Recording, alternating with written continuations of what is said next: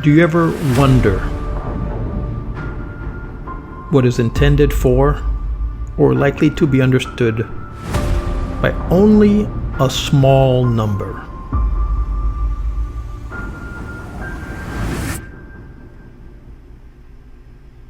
The traditional beliefs, customs, and stories of a community.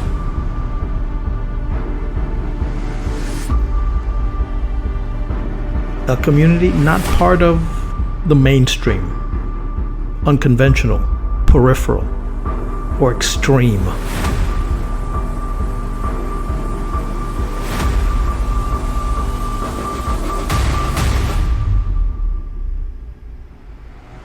Part of an anthology, a published collection of poems or other pieces of writing.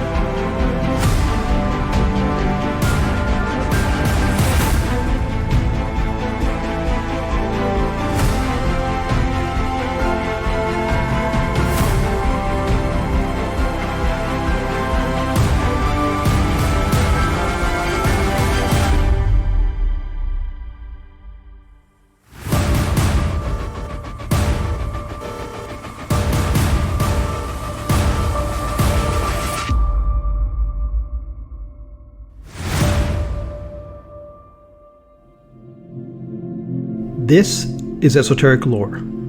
I'm your host, Edward Aponte, where I push you to ponder the fringes of folklore.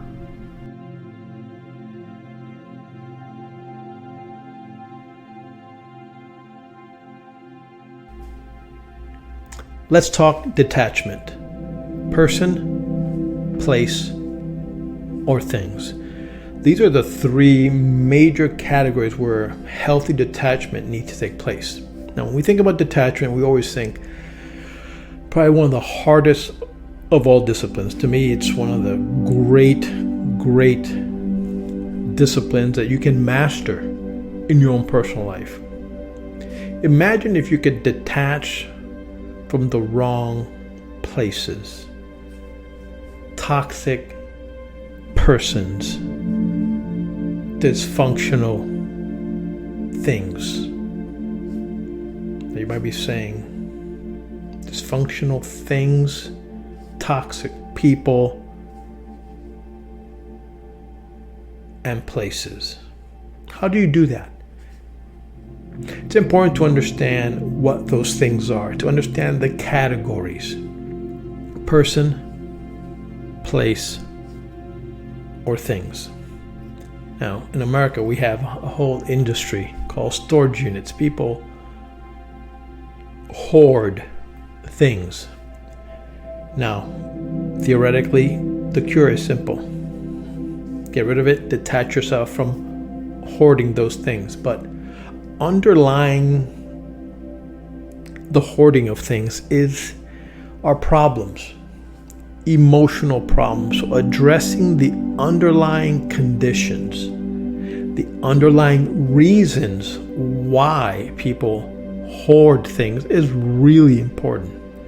We can't just paint this brushstroke and say, hey, detach from all toxic places, persons, and things.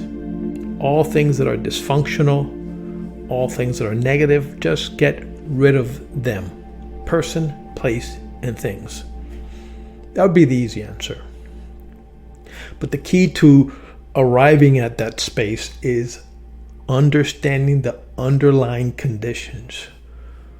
Why am I attached to a toxic, dysfunctional person?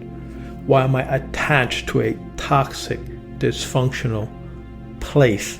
Why am I so attached to these toxic, dysfunctional, maybe negative things?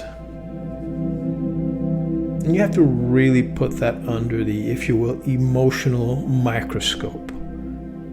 Peer down onto the cellular level. Why is this happening?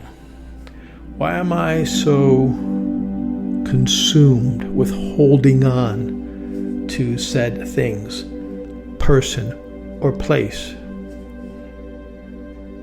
This is part of mindfulness. Because this is really kind of the dirty work of mindfulness. I tell people really achieving true, healthy mindfulness really involves this kind of work.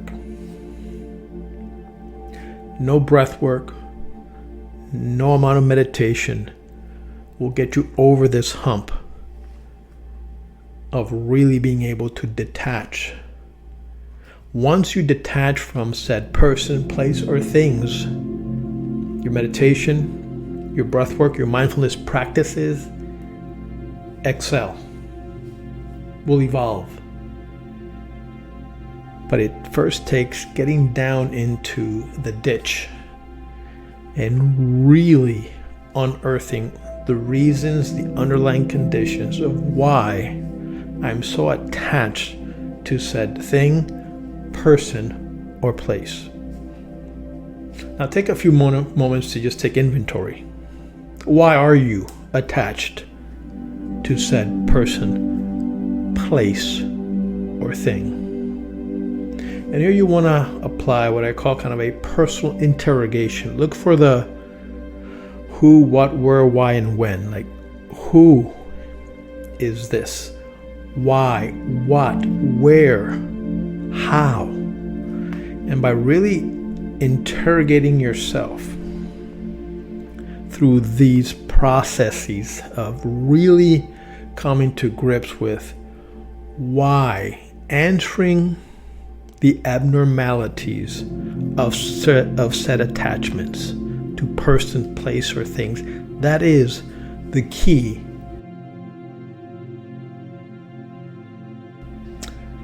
Let's make a connection between detachment, another very popular mindfulness philosophy, and that's minimalism. To me, they're kind of opposite ends of the same coin.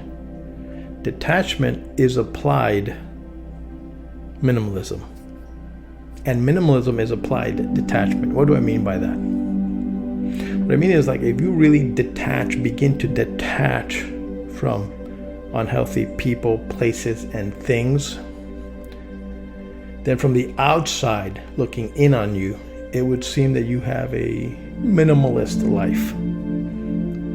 You've cut out those toxic people, those toxic places and things that really don't enhance your life.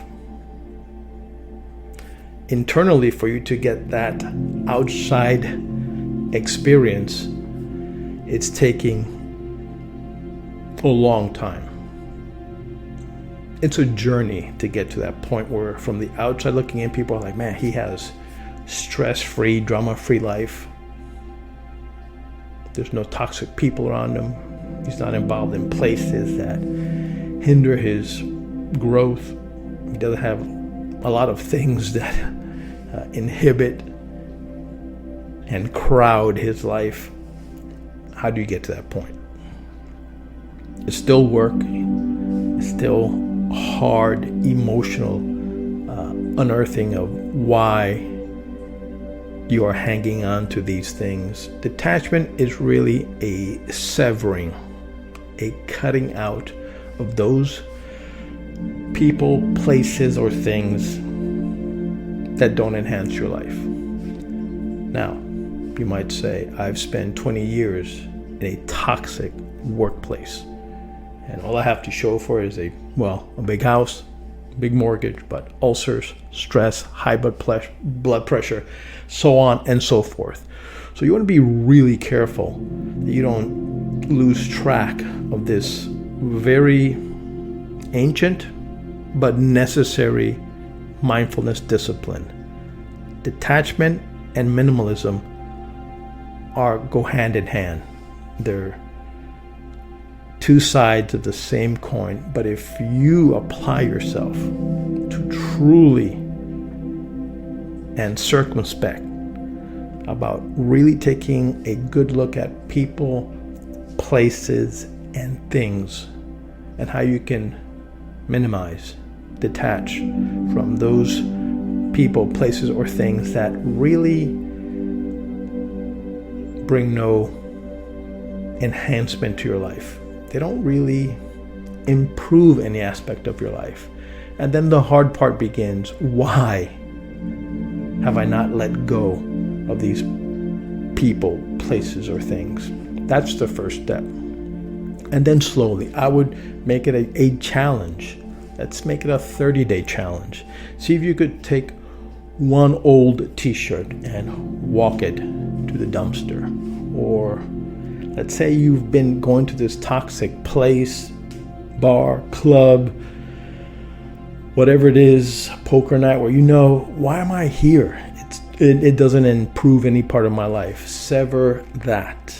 And then the hard part, as we move up the rung of difficulty for detachment. Things, easy. Places, a little bit more intermediate struggle. And then the advanced hard work is really people. How do you detach, sever, cut out those dysfunctional, drama-filled people, toxic people that really do not improve or add anything to your life, anything good other than stress and depression? Let's make it an effort to really dig in, make a list, almost like you're self-auditing yourself, a list of things to cut out. And I would make 3 columns: people, places, and things. People that I need to detach from, make a list. Places to detach, make a list. Things that I need to detach from and let go, make a list. And slowly make a strategy, how to approach. Obviously, the column on things, it might be more internally a struggle. It can be done. Places to avoid. And then the hard work of people. How do you diplomatically sever ties? Those are part of this really, really difficult but highly beneficial discipline of detachment, which will lead to just by default a minimalist lifestyle. Mindfully minimalist, where you're not stressing about a person, a place, or a thing. You've detached from it. They don't exist in the plane of your existence. You are drama, toxic, free living. That sounds like a recipe for a healthy and well-balanced life. The Zen discipline of detachment, often referred to as non-attachment or detachment from desires, is a core concept of Zen Buddhism. It is deeply rooted in the broader teachings of Buddhism, especially in the understanding of suffering and the path to enlightenment. Let's take a look at a brief history. Buddha's teaching. The idea of detachment originates from the teachings of the Buddha in 5th century before the Common Era. The Buddha taught that attachment to worldly things, be it material possessions, relationships, or even ideas and beliefs, leads to suffering. The cause of suffering, according to the Four Noble Truths, is cravings or attachments. The Buddha prescribed the Noble Eightfold Path as a way to overcome suffering and achieve nirvana. Right view and right intention involved cultivating detachment from desires and understanding the impermanent nature of all things. Let's take a look at Zen Buddhism. Zen Buddhism emerged as a direct school in China during the 6th century, the Common Era, known as Chan Buddhism. Before spreading to Japan and becoming Zen emphasized direct experience, meditation, and the realization of one's true nature, often referred to as Buddha nature. In Zen, detachment is cultivated through practice. Practices like seated meditation and mindfulness in daily activities. Zen practitioners aim to experience reality as it is, free from the distortions of personal desires, fears, and attachments. This detachment doesn't imply indifference, but rather a clear and unobstructed view of reality. That's a very important point. This detachment doesn't imply indifference, but rather a clear, unobstructed view of reality. Zen is also uses paradoxical questions or statements to transcend logical thinking and break through the attachment to intellectual understandings.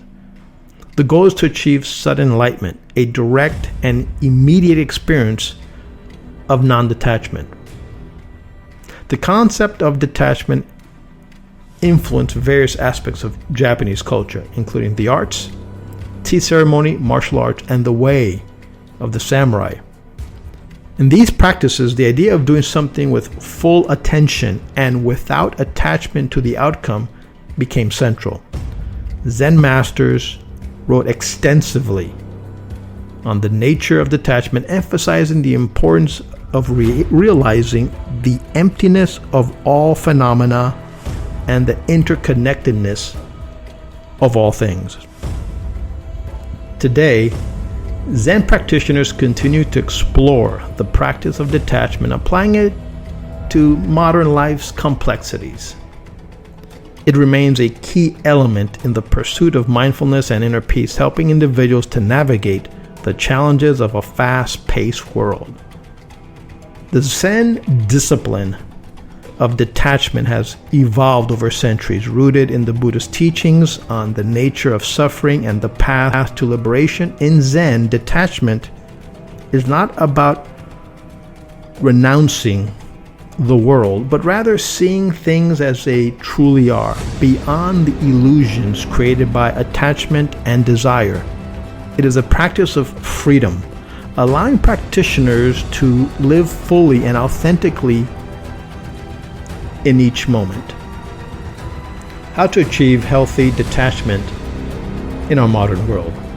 Achieving healthy detachment in the modern world is about finding balance where you can engage fully with life while maintaining a sense of inner peace and not being overly attached to outcomes, material possessions, or relationships. Here are 10 ways how you can cultivate detachment in your life. 1. Mindfulness practice. Daily meditation. Regular meditation helps cultivate awareness of your thoughts and feelings without becoming attached to them. Even a few minutes a day can help you observe your emotions and reactions more clearly. Mindful breathing. Throughout the day, take a moment to focus on your breath. This anchors you in the present moment, reducing anxiety about the future or regrets about the past. 2. Understanding impermanence. Reflect on change. Regularly remind yourself that everything in life is temporary. Emotions, possessions, relationships. Understanding this can help you appreciate the present moment and reduce fear of loss. Embrace change. Try to see change not as a loss, but as a natural part of life. This mindset can help you navigate transitions with more ease. 3. Healthy boundaries. Set emotional boundaries. Learn to recognize when you're becoming too emotionally invested in situations or relationships that drain your energy. Setting boundaries can help maintain your well-being. Detach from drama. Avoid getting entangled in unnecessary conflicts or drama. Practice detachment. Regularly practice responding calmly and stepping back when needed. 4. Cultivating gratitude. Daily gratitude practice. Start or end your day by acknowledging things you're grateful for. This shifts your focus from what you lack to what you have, reducing the impulse to cling to desires. Appreciate without attachments. Enjoy life's pleasures and successes, but don't define yourself by them. Practice appreciating without needing to possess or control. 5. Letting go of control. Accept what you can't change. Focus on what you can influence and accept what you can't.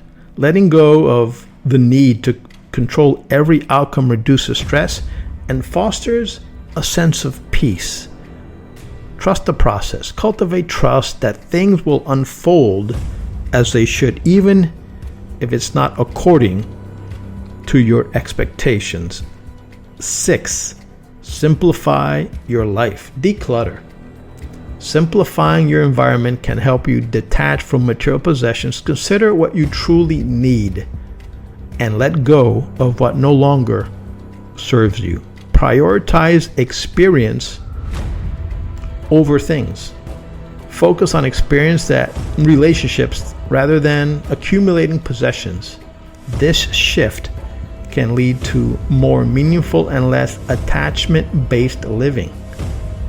Number 7, practice non-judgment. Observe without judgment. Try to observe your thoughts, emotions, and situations without labeling them as good or bad. This reduces the emotional charge and attachment to specific outcomes. Be kind to yourself. Practice self-compassion. Detachment includes not being harsh on yourself for mistakes or perceived shortcomings. 8. Engage in activities that foster detachment. Creative expressions. Engage in art, writing, or any creative activity that allows you to express yourself freely without attachment to the end result. Physical exercise. Physical activities like yoga, tai chi, or even regular exercise can help ground you in your body and release any mental tension. 9. Surround yourself with supportive environments, communities. Surround yourself with people who support your journey of detachment and inner peace. Engage in communities that promote mindfulness and emotional well-being. Limit your exposure to negative influences. Reduce exposure to media or environments that foster anxiety, fear, or attachment to materialism. 10. Reflect regularly. Journaling. Reflect on your day and notice where you felt attached or anxious. Writing can help clarify these moments and guide you towards a healthier detachment. Periodic review. Regularly assess your life for areas where attachment is causing stress or unhappiness. Adjust your practice accordingly. Healthy detachment is not about withdrawing from life, but engaging with it more fully without being weighed down by experience, expectations, or fears. It's about finding joy in the present moment, accepting change, and maintaining a sense of inner peace regardless of external circumstances. By integrating these practices into your life, you can cultivate a balanced approach to detachment in our modern world. If you like this video, please subscribe, share, and give us a thumbs up. Thanks for watching. See you next time.